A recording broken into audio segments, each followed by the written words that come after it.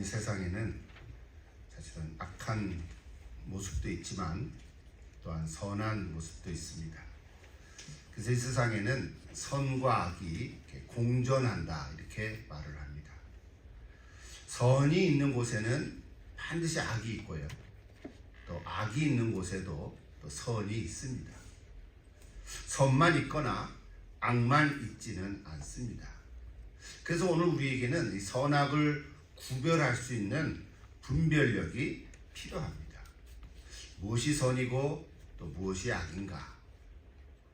어떨 때는 잘 모를 때가 있습니다. 왜냐하면 잘 포장해서 감춰져 있기 때문에 그렇습니다. 겉으로는 선한 것 같은데 속을 보면 악한 마음이 있고요. 또 겉으로는 악한 것처럼 러프해 보이지만 사실은 그 속에 선한 마음이 있는 것을 우리는 볼 수도 있습니다.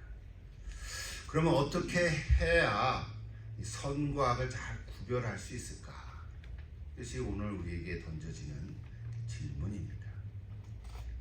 여러분 잘 아는 에덴 동산에는 생명나무와 선악을 알게 하는 나무가 있었습니다. 잘 아시죠? 창세기 2장 7절에 보면 하나님께서 천지 창조를 만드신 이후에 사람에게 이렇게 말씀하셨어요. 동산 각종 나무의 열매는 얘가 임의로 먹되 선악을 알게 하는 나무의 열매는 먹지 말라. 얘가 먹는 날에는 반드시 죽으리라. 그런데 아담과 하와는 그 말씀에 불순종하여 그것을 먹었습니다. 그래서 선악을 알게 되었고 악행이 일어난 것은 그의 아들 가인으로부터 시작이 됐습니다. 그렇다면 악의 기본은 어디에 있을까? 성경은 천지를 창조하기 전부터 사실은 악한 존재가 있었다라고 말씀하고 있습니다. 영적 피조물로서 찬양을 담당했던 천사장인 루시퍼로부터 시작했다고 말씀합니다. 루시퍼는 하나님과 같이 되려는 교만한 마음으로 하나님을 대적하고 또 불순종했습니다. 뱀의 모양으로 여자에게 다가와서 선과 악을 알게 하는 나무를 먹도록 유혹했습니다. 자, 이 얘기는 우리가 잘 알고 있는데, 그래서 우리는 이 세상에 살면서 누구나 이 사회가 악이 없는 정의로운 공동체가 되기를 기대합니다. 불의를 보면 항거하고 정의가 세워지기를 희망합니다. 근데 세상은 그렇지를 못합니다. 제가 오늘 말씀을 준비하면서 여러 가지 책들을 참고했지만 성경의 잠언을 보니까 16장 4절에 저런 구절이 있는 걸 발견했습니다. 같이 한번 읽어볼까요? 여호와께서 온갖 것을 그 쓰임에 적당하게 지으셨나니 악인도 악한 날에 적당하게 하셨느니라. 누가 선인이고 누가 악인인지는 알 수가 없고 나중에 결과로 알 수 있을 뿐입니다. 그렇다고 하나님께서 악인을 직접 만드셨다는 말은 아닙니다. 악의 존재가 분명 있고 그 악으로부터 나오는 온갖 악행들이 있다는 얘기죠. 우리 그리스도인들은 그러므로 하나님께서 주는 지혜와 또 성령의 능력으로 이 선과 악을 잘 분별해야 하고 또 잘 대처해야 할 줄로 믿습니다. 로마서에 있는 구절이지만 너희가 친히 원수를 갚지 말고 하나님의 진노하심에 맡기라. 사도 바울이 우리에게 권면해주고 있습니다. 왜냐하면 복수는 또 다른 보복을 가져오기 때문입니다. 하나님께 맡길 때 하나님께서는 갚아줄 줄로 믿습니다. 이것이 하나님의 심판입니다. 오늘부터 다루고자 하는 요한계시록 6장의 말씀은 이 어린 양 되신 그리스도께서 이제 7인을 떼어가는 모습을 보여주고 있습니다. 한마디로 하나님의 심판의 모습입니다. 근데 그 단어가 하나하나 읽어보면 너무 상징적으로 되어 있어서 바른 해석이 필요합니다. 6개 인을 떼고 그리고 7째 인을 뗄 때에 나팔 재앙이 시작이 되고요. 7째 나팔을 불 때에 대접 재앙이 시작이 됩니다. 그래서 인재앙, 나팔재앙, 대접재앙 이렇게 크게 세 재앙이 계시록 6장부터 쭉 진행되어져 가고 있습니다. 그 사이사이에 메시지가 있긴 하지만 큰 흐름입니다. 그 재앙의 정도가 점점 강해져 가는 모습도 보여주고 있습니다. 오늘은 첫째 인부터 넷째 인까지만 다루려고 하는데요. 그 의미와 또 우리에게 주는 교훈과 오늘 우리에게 주시는 메시지를 들으면서 내 마음에 새기고 우리가 적용하고 순종함으로 은혜의 시간이 되기를 축복합니다. 1절을 다시 한번 보실까요? 아까 읽었습니다만 내가 몸에 어린 양이 7인 중에 하나를 떼시는데 그때 내가 들으니 네 생물 중에 하나가 우레소리같이 말하되 오라 이렇게 말씀했습니다. 오라라고 하는 단어가 계속해서 반복되어 나옵니다. 1절, 3절, 5절, 7절에 다 오라 이렇게 했습니다. 꼭 기억해 놓으십시오. 그 첫 번째 인의 모습은 2절에 나오는데 이에 내가 봄에 흰 말이 있는데 그 탄자가 활을 가졌고 면류관을 받고 나아가서 이것도 이기려 하더라 그랬어요. 자, 이제 이 2절에 대한 해석이 중요합니다. 이 2절을 어떻게 해석할 건가? 즉 흰 말을 탄 자가 누구인가? 요거를 바로 잡지 않으면 왜곡된 이야기를 할 수 있습니다. 크게 두 가지 해석이 있는데요. 하나는 그리스도다라고 하는 해석입니다. 이거는 주로 개혁신학적이고 복음주의 입장에서 말하는 해석입니다. 여기 흰 말이라고 하는 것이 요한계시록 19장 11절에 나오는 구절하고 일맥상통하다 이렇게 이야기를 하는데요.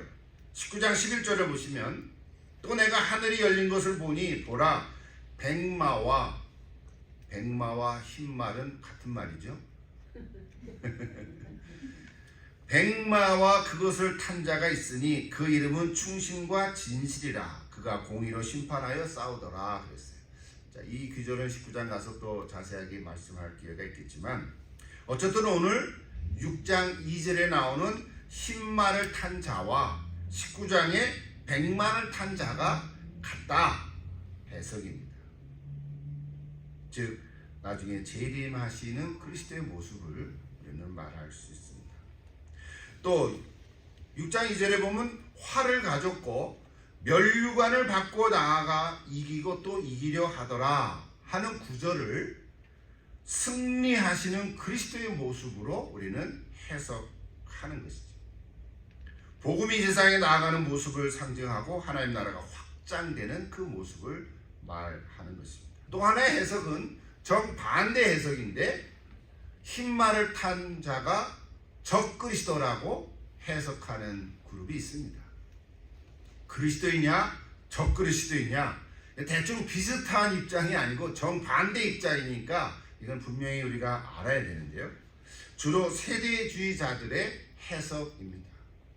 이 네 말을 탔다고 하는 거니까 그 말들의 흐름을 보면 다 똑같다는 거죠.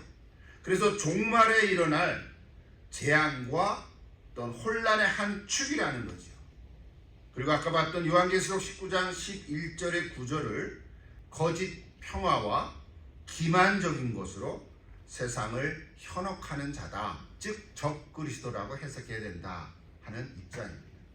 그래서 오늘 우리는 적그리스도라고 해석하는 세대주의자들의 입장이 아니라 그리스도라고 하는 개혁신학의 입장을 우리는 인정하고 동의하고자 하는 것입니다.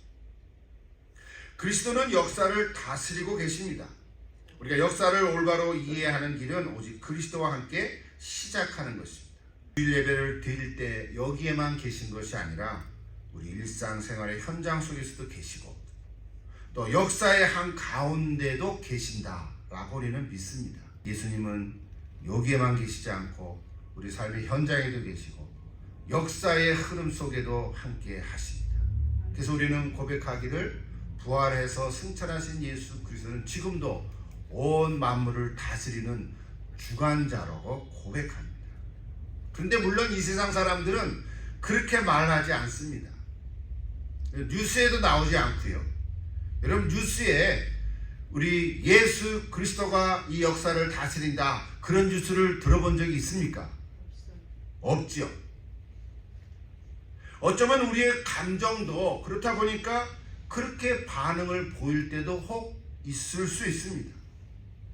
그럼에도 불구하고 오늘 첫 번째 메시지는 그분이 바로 예수 그리스도시다. 내가 믿는 예수 그리스도가 역사를 다스리고 그 역사의 한복판에서 선과 악을 주관하고 계시다. 이 고백이 먼저 우리 가운데 있어야 한다는 것입니다. 오늘 선포되는 주제가 악의 문제를 다루려고 하는 것입니다. 요한이 유배당에 있을 당시에 많은 그리스도인들은 악이 우세하는 현장 속에서 갈등을 가졌습니다. 만약 하나님의 나라가 그리스도에 의해서 시작되었다면 어째 로마 군인들이 이처럼 강하게 설치고 다닐까? 하나님 나라의 복음을 세상을 향해 선포했는데 어째 로마의 칙령은 그것을 믿는 자들을 옥에 가둬버릴까? 그리스도께서 죽음을 이기시고 부활하셨건만 어째 세상은 나아지기는커녕 점점 더 나빠지고 있는 것일까? 이것이 그들이 가졌던 갈등이었죠. 근데 이 질문들은 오늘 우리도 있습니다. 하나님이 살아계시고 하나님이 역사를 주관하신다면 왜 이 삶 속에 악한 것이 여전히 있는가? 이것이 신학적으로는 신정론 이렇게 얘기를 하는데요. 이 주제는, 이 질문은 성경의 곳곳에 나오고 또 성경을 통해서 우리에게 답변을 하고 있습니다. 근데 여기 오늘 요한계시록에서 사도 요한은 이 질문에 대해서 곧바로 답을 하지 않고 있습니다. 악의 문제는 분명히 답을 해야 할 질문임에도 불구하고 사도 요한은 그 질문이 첫째가 되는 질문은 아니라는 거예요. 다시 말하면 우리가 우리 현실의 삶에서 어떤 형태로든 악한 것을 경험하게 되면 우리는 금방 그것이 전부인 것처럼 느끼게 된다는 거예요. 그래서 다른 것들은 다 뒤편으로 물려가게 된다는 거예요. 쉽게 예를 들면 여러분 치통이 심하면 저 발가락 아픈 곳은 안 아프게 되는 거죠. 무슨 말인지 감 잡았죠? 머리가 너무 지끈지끈 아프면 배가 좀 살살 아픈 것은 그런 느낌도 없어지는 거예요. 무슨 얘기를 하려고 하냐면 우리가 살고 있는 이 삶 속에 악한 것들이 많아서 내게 악한 것이 경험된다고 할 때 우리는 보통 그 악한 것이 전부인 것처럼 느껴지게 된다는 거예요. 그러나 오늘 말씀의 핵심은 그 악한 것이 전부가 아니라는 거예요. 좀 어려운 말이지만 악의 존재보다 더 포괄적으로 존재하는 실제가 있는데 그분이 바로 예수 그리스도라는 거예요. 이것을 보지 못하면, 이 그리스도가 확실하게 뿌리를 내리지 못하면 우리는 악의 문제에 대해서 제대로 답할 수가 없다는 것입니다. 이 포괄적인 실제라는 것은 지난 우리 요한계시록을 통해서 보면 1장에서는 승리하신 그리스도의 계시를 말씀해 주었습니다. 그리고 지난 4장 5장에서는 하늘 보좌에 앉아 계신 어린 양 그리스도에게 경배하는 그런 모습을 우리는 보았습니다. 우리가 여전히 이 세상에서 살면서 선과 악을 공존하는 경험을 하고 있지만 먼저 예수 그리스도가 승리하신 분이시다, 이 하나 하고 그분을 향해서 예배하는 사람들이 있다, 즉 교회가 있다 하는 이거하고 이 두 가지를 먼저 우리 마음속에 깊이 새겨야 우리 일상 속에서 경험하는 악한 것들을 잘 대처하고 분별할 수 있다는 이야기. 그래서 첫 번째 우리에게 주시는 메시지, 제가 말로 이렇게 했는데 그 줄기의 핵심을 여러분 마음속에 잘 간직할 수 있기를 기도합니다. 그래서 요한은 이 두 가지를 보여준 다음에 이제 6장에서부터 현실적으로 역사 가운데 실제로 있는 악의 문제를 지금 보여주고 있는 것입니다. 준비가 됐습니까? Are you ready? 자, 이게 둘째 인부터 넷째 인까지가 무엇인지 한이 없어요. 5분에 할 수도 있고 10분에 할 수도 있고 1시간 넘게 할 수도 있지만, 자, 이 둘째 인부터 넷째 인까지 이게 무엇인지 좀 잠깐 살펴보려고 하는데요. 잊지 마십시오. 예수 그리스도의 계시가 중심이 되어야 한다는 사실입니다. 어렵지 않겠죠? 자, 이제 다시 성경을 좀 들여다보십시다. 3절과 4절입니다. 둘째 인을 떼니까 뭐가 나오냐면 붉은 말이 나타났고요. 그 붉은 말을 탄 사람을 보니까 땅에서 화평을 제하해버리고 서로 죽이게 하고 또 큰 칼을 받았더라 그랬어요. 핵심 두 단어죠. 붉은 말과 큰 칼. 붉은 말을 탄 자가 큰 칼을 받았다는 거예요. 저것은 뭘 상징하냐면 폭력과 전쟁을 의미합니다. 셋째 인을 떼니까 검은 말이 나오는데 검은 말을 탄 자가 손에 저를 가졌다 그랬어요. 그래서 저거를 상징하는 건 뭐냐면 경제적인 어려움을 얘기합니다. 뭐 흉년을 얘기할 수도 있고 경제적인 공황 뭐 이런 거를 상징합니다. 네 번째 인을 떼니까 청황색 말이 나옵니다. 자, 청황색 말이 나오는데 그것을 탄 자 이름이 사망이라고 얘기했습니다. 사망을 우리가 잘 이해할 수 있는 얘기죠. 그리고 음부가 그 뒤를 따르더라 그랬어요.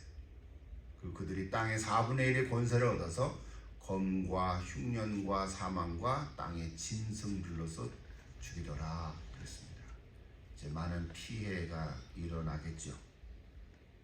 자, 저렇게 둘째, 셋째, 넷째 인을 뗀 이야기들을 이제 간략하게 얘기할 수 있어요. 그러나 이제 저거를 가지고 우리가 좀 많은 예들을 들을 수 있겠죠. 자, 오늘 우리는 이 세상이 악으로 물들어 있음을 얘기했습니다.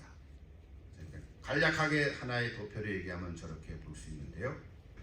붉은 말의 전쟁과 검은 말의 흉년과 청황색 말의 죽음에 이르는 병, 질병이죠.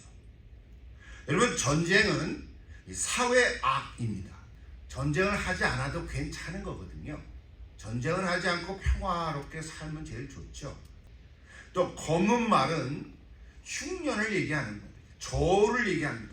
그 구절에 나온 데는 좀 이따 얘기를 하고요. 자, 다시 이제 전체적으로 또 자꾸 보십시오. 그 다음 청황색 말은 질병을 얘기합니다. 근데 전쟁은 사회 악이고 흉년은 생태학적인 악이라고 볼 수 있어요. 농사를 잘 못 짓는 거잖아요. 거기에 화학적인 어떤 잘못된 것이 있을 수도 있고 의도적으로 그렇게 만들어 가는 사람들이 있을 수도 있고, 이게 다 악이라는 거죠. 생태학적인 악이에요. 질병은 생분학적인 악이죠. 여러분, 처음부터 병이 생기진 않았잖아요. 에덴 동산에는 질병이 없었단 말이에요. 물론 그 후에 사람이 살면서 병들이 생겼지만 점점 병의 숫자가 더 많고, 이제는 병명을 알 수도 없는 병도 많고, 이제는 검사를 해도 원인을 알 수 없는 병들이 얼마나 많아졌습니까? 그렇죠? 그러니까 이 질병은 생물학적인 악입니다. 일부러 퍼뜨리는 경우도 있고요. 또 다시 정리해요. 그러면 전쟁은 공동체적인 선을 공격하는 것이고요. 흉년은 하나님의 풍요로운 이 세상을 유린하는 거예요. 그러니까 뺏어버리는 거죠. 그리고 질병은 하나님이 주신 이 몸을 파괴하는 것입니다. 그러므로 전쟁과 흉년과 질병은 악입니다. 이건 하나님으로부터 온 게 아닙니다. 자, 이 같은 악이 그런데 오늘 현실 속에서는 우리가 너무나 가깝게 경험하고 있다는 거예요. 너무 흔하잖아요. 그런데 이것이 위장된 형태로 나타나기도 합니다. 그래서 우리는 조심스럽게 분별해야 합니다. 어떤 경우에는 이것이 문화적으로 마치 정상적인 것처럼 받아들이기도 합니다. 심지어는 좋은 것으로 여기기까지도 합니다. 동성애라든지요, 트랜스퍼 한다든지요. 이런 이야기도 이제는 너무 많이 들어서 괜찮은 거라고 생각할 수도 있거든요. 전쟁은 악이라 그랬는데 오히려 애국심을 드러내는 것처럼 생각할 수도 있고요. 자유를 위한 투쟁처럼 위장하기도 합니다. 흉년은 더 높은 생활 수준을 달성하는 것으로 가장해서 우리 가운데 스며들기도 하고요. 질병은 과학 기술에 의해서 위장되기도 합니다. 이를 준비하면서 자료들을 많이 봤는데 다 소개 못해서 아쉽긴 한데요. 여러분도 많이 텔레비전이나 유튜브나 이런 영상을 통해서 여러분 이미 많이 보고 있는 것 중에 하나일 거예요. 제가 어느 단체를 비난하는 게 아니라 제약회사들이 자기 약을 팔기 위해서 병을 만들기도 하고, 또는 이 약을 먹으면 낫는다고 해서 약을 또 먹게 하고 우리의 몸을 상하게 하는 경우도 실제로 있다는 거죠. 여러분, 정직한 양심적인 의사들이 그걸 또 얘기하면 또 반대 얘기도 있고요.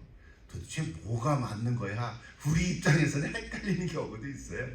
우유를 먹어야 좋다 이런 얘기도 있고, 먹으면 또 안 좋다 이런 말도 있고, 아침에는 빈속에 이거를 먹으면 좋다 그런 경우도 있고, 그걸 빈속에 먹으면 독이 된다 이런 말도 있고, 어느 말에 장단을 맞출지 우리는 모르는 경우도 많이 있습니다. 그렇죠?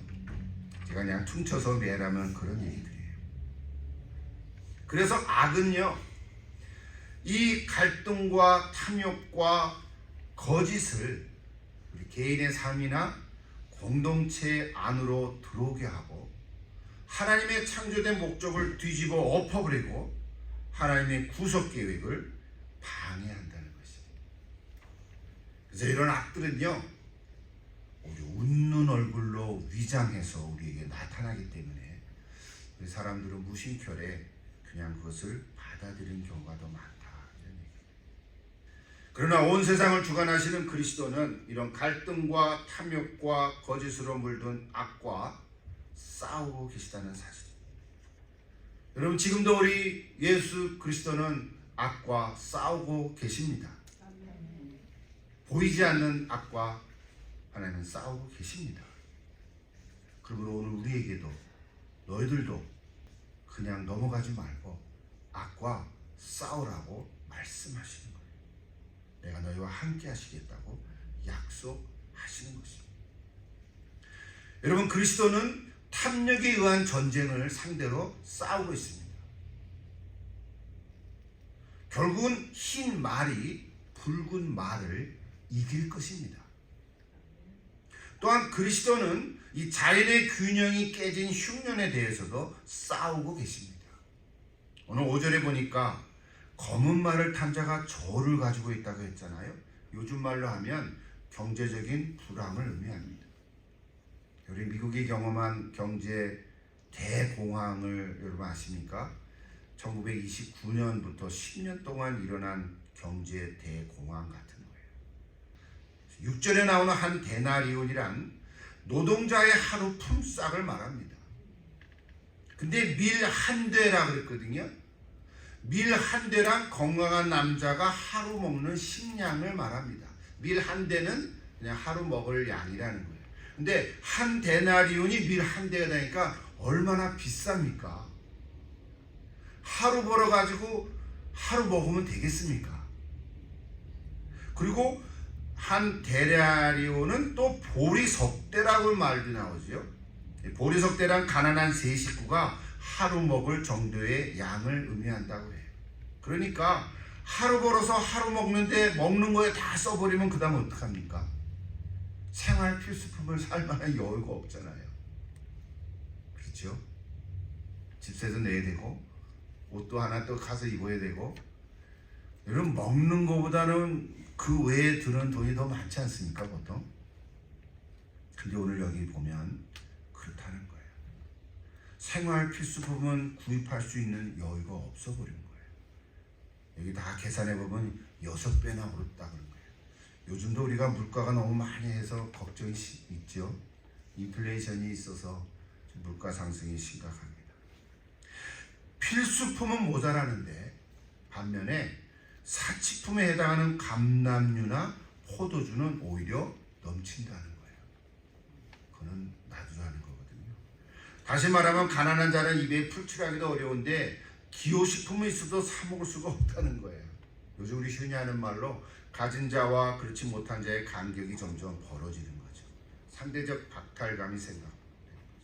더 높은 생활 수준이라는 미명 아래 기득권자들의 탐욕은 그럴듯하게 미화되고 그것을 이용해서 자행하는 어리석은 자들의 합리화를 볼 수 있습니다. 그러니까 흉년이란 필요 없는 것은 대부분이 있고 진짜로 필요한 것은 거의 없는 상태를 흉년이라고 말합니다. 역시 흰 말이 검은 말을 이길 것입니다. 마지막으로 청황색 말을 탄 자 이름이 사망이라 그랬고 음부가 그 뒤를 따른다 그랬는데, 여러분 음부란 것은 믿지 않는 자들이 죽어서 가는 곳이지요. 지옥을 기다리는 상태지요. 죽음보다 더 비참한 곳입니다. 왜냐하면 죽지 않기 때문입니다. 사망이 권세를 얻어서 땅의 4분의 1을 죽인다 그랬는데 그 방식을 보면 검과 흉년과 또 사람과 땅의 짐승들이라는 거예요. 이거 하나하나 다 의미들이 있지만 에스겔 14장 21절을 보면 칼과 기근과 사나운 짐승과 전염병이라고 말하고 있습니다. 에스겔 5장 16절에도 보면 기근은 독한 화살이다 이렇게도 말했습니다. 그러니까 이 청황색 말을 탄 악한 자인데 사막이라고 하는 걸 가지고 땅의 4분의 1을 황폐케 하고 많은 사람들을 죽이게 하고 전염병을 통해서 사람을 죽게 한다는 거예요. 성경에 등장하는 대표적인 전염병 기사가 여러 개 나오는데요. 민수기 16장에 보면 광야 시대 때 고라 자손의 불평과 반역으로 4,700명이 역병으로 죽은 기사가 나옵니다. 또 다윗이 인구 조사를 함으로 말미암아 하나님께 불순종했다고 해서 애꿎은 백성 7만 명이 역병으로 죽기도 했습니다. 전염병의 역사는 오래됐습니다. 인류 역사상 수많은 재난이 있었지만 사망자 수로만 보면 중세시대 유럽에서 유행했던 흑사병이 가장 큰 것입니다. 흑사병에 대한 얘기는 들어본 적이 있죠. 1347년부터 1551년까지 한 4년 동안 2천만 명이 죽었다 그래요. 그럼 제가 이거를 준비하면서 그 14세기 때 만약에 내가 살았다면 이제 종말이 왔구나 그렇게 느껴질 정도였을 거 아니에요. 흑사병으로 2천만 명이 시작됐다. 근데 전 세계적으로 1356년까지 중앙아시아까지 그 흑사병이 전염됐는데 놀라지 마십시오. 7,500만 명에서 2억 명의 목숨을 그때 당시 앗아갔다 그랬습니다. 인류 역사상 한 질병이 가장 많은 사람을 죽인 경우예요.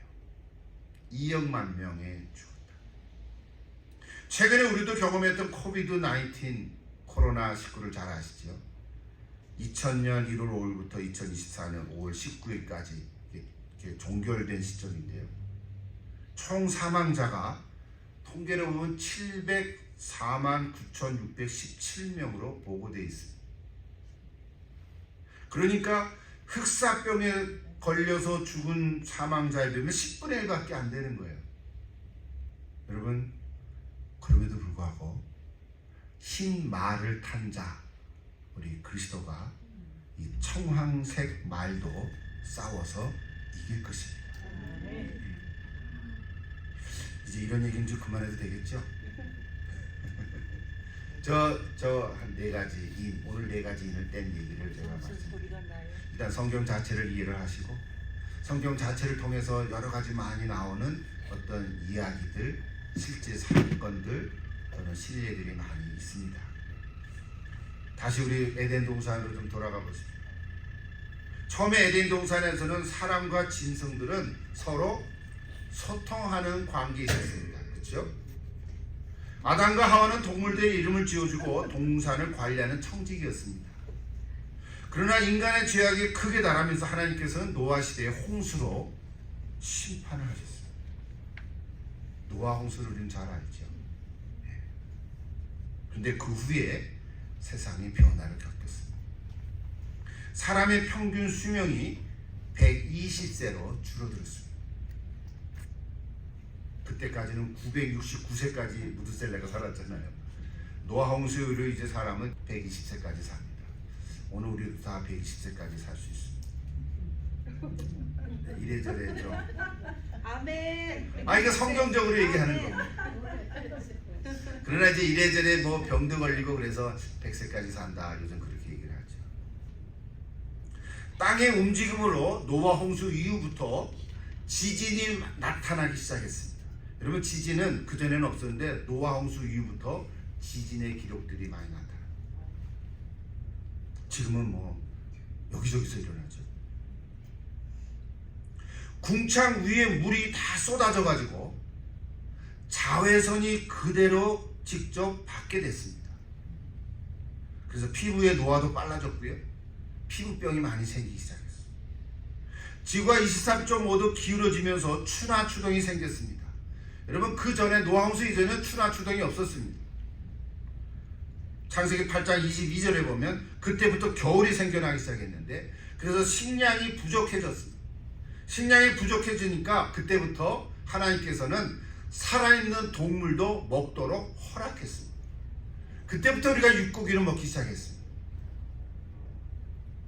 자, 이런 노아 홍수 이후에 많은 변화들이 오늘 우리가 생겼는데, 그래서요, 실제로 동물들은 이제 인간이라는 그래서 많은 동물들은 저 인간이라는 동물을 무서워하기 시작했어요. 인간을 두려워하기 시작했어요. 의사소통도 불가능해졌고요. 그래서 어떤 짐승을 통해서는 거꾸로 여러 질병들이 나타나기 시작했어요. 패스트라든지 우리가 아는 에이즈라든지 메르스, 사스, 조류 독감, 지금도 그런 게 있잖아요. 코로나19 등 각종 바이러스는 대부분이 이 짐승들로부터 옮겨져서 사람에게 또 창궐하게 됐습니다.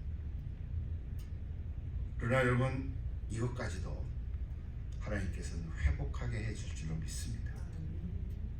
인간뿐만 아니라 모든 피조물의 구속을 로마서 8장에 보면 이루실 거라고 그러거든요. 놀라운 하나님의 사랑으로 회복하실 것입니다. 여러분, 마지막 날에 예수님이 다시 오실 때는 새하늘과 새 땅을 이루시겠지만 우리는 아직 그때까지는 살아가 있지 않으니까 오늘 여기에서 살아가면서 오늘 우리는 예수 그리스도와 함께 악에게 지지 않고 담대하게 싸우며 나아가야 한다는 거예요. 오늘 요한계시록 6장의 이야기들을 그냥 미래에 일어날 일로만 그냥 이렇게 탁 던져버리고, 미래에 일어날 일이 있을 거야, 이런 일이 났으면 이제 종말이 다 와, 예수님이 곧 오실 거야, 이렇게만 보는 해석에 머물지 마시고, 그런 일들은 미래에만 일어날 일이 아니라 과거에도 일어났었고 현재도 일어나고 있다는 사실이에요. 그래서 오늘 우리가 요한계시록을 읽으면서 지금까지 많은 얘기를 했지만 이거 하나 여러분 마음속에 새기고 가면 되는 것 같아요. 이 재앙은 전쟁이든 흉년이든 질병이든 이거는 미래에 일어날 일이 아니고 과거에도 있었고 지금도 일어나고 있다는 거예요. 그래서 우리는 어떻게 해야 됩니까? 이거는 공통된 단어가 오라 그랬죠. 오라. 그 오라라는 명령을 받고 이 붉은 말, 검은 말, 청황색 말을 탄 이 존재들이 오라라는 명령을 받고 흰 말 앞에, 즉 그리스도 앞에 와서 그의 가면들이 다 벗겨지고 그의 실체들이 드러나게 될 거라는 사실입니다. 역사의 현장으로 달려나갑니다. 전투가 예배 행위로 바뀌어집니다. 그래서 흰말을 탄 그리스도께서 이 남은 세 말을 탄 악한 자들의 그 실체를 드러내지. 전쟁을 상징하는 붉은 말들, 우리는 그냥 겉으로 보면 전쟁이 일어났네 하지만 그 전쟁이 일어나기까지의 과정, 그 뒷배경들, 그 뒤안길의 이야기들, 그 음모와 또 어떤 작은 사건으로 말미암은 보이지 않냐는 이야기들 많이 있을 거 아니겠어요? 우리는 다 몰라도. 그렇죠? 그런 전쟁을 일으키는 붉은 말들, 또 사랑과 신뢰의 공동체를 없애고 흉년을 만들어가는 이런 검은 말들, 생명을 해치고 질병을 일으키는 청황색 말들. 자, 이런 것들은 다 우리 인간의 생명력을 해치려고 하지만 그리스도는 오라, 나한테로 와라, 마치 그러는 거예요. 와라, 백마탄 나와 싸우자, 지금 그러는 기절이에요. 저 첫째인, 둘째인, 셋째인, 넷째인의 그림을 보시면 첫째인 흰말을 탄 악을 이기고 승리하신 그리스도께서 와라 그러는 거예요. 나와 싸우자 그러는 거예요. 누가 이길까요? 1대3이라서 좀 불리할 것 같지만 사실은 우리 예수 그리스도가 이길 줄로 믿습니다. 예. 전투에서 이기시고 땅을 회복시키시고 우리의 몸을 치유하실 것입니다. 그리스도는 그들 속에 악의 진면목을 드러내도록 그들의 가면을 다 벗기실 것입니다. 그러므로 우리의 대장 되신 그리스도와 함께 우리도 담대히 나아가 싸울 수가 있습니다. 내가 직접 싸우면 한 방에 넘어지고 말겠지만 그리스도와 함께 하시고 주의 군사로서 그리스도와 함께 나아가 싸울 때 오늘 우리도 내 주변에 있는 이런 악들과 싸워 이길 줄로 믿습니다. 여러분 가운데 질병이 있습니까? 나는 지금 여기 속이 망가졌는데요. 간도 나쁘고 쓸개도 나쁘고 여러 가지로 고장이 많은데요. 어떻게 하실래? 병원에 가서 의사의 치료를 받지만 신통치 않아요. 그러나 우리 주 예수 그리스도가 우리 예수 그리스도의 흘리신 보혈로 그 모든 질병이 날 줄로 믿습니다. 이제 우리 치유의 역사입니다. 우리의 경제가 망가졌습니까? 흉년으로 고통당하고 있습니까? 세상이 우리를 도와주지 않습니다. 그러나 오직 예수 그리스도 안에 있으면 그 안에 놀라운 평화와 마치 엘리야와 엘리사 시대에 그 남은 한 기름을 가지고 다 드렸더니 살 때까지 떨어지지 않는 놀라운 기적의 역사가 일어날 줄로 믿습니다. 내가 잘해서 먹고 사는 것이 아니라 우리 예수 그리스도께서 우리가 이 땅에 사는 동안 다 먹고 사는 일에 어려움이 없도록 채워주실 줄로 믿습니다. 염려하지 마시고 걱정하지 않기를 바랍니다. 주님은 우리의 대장이 되십니다. 선으로 악을 이겨가십시다.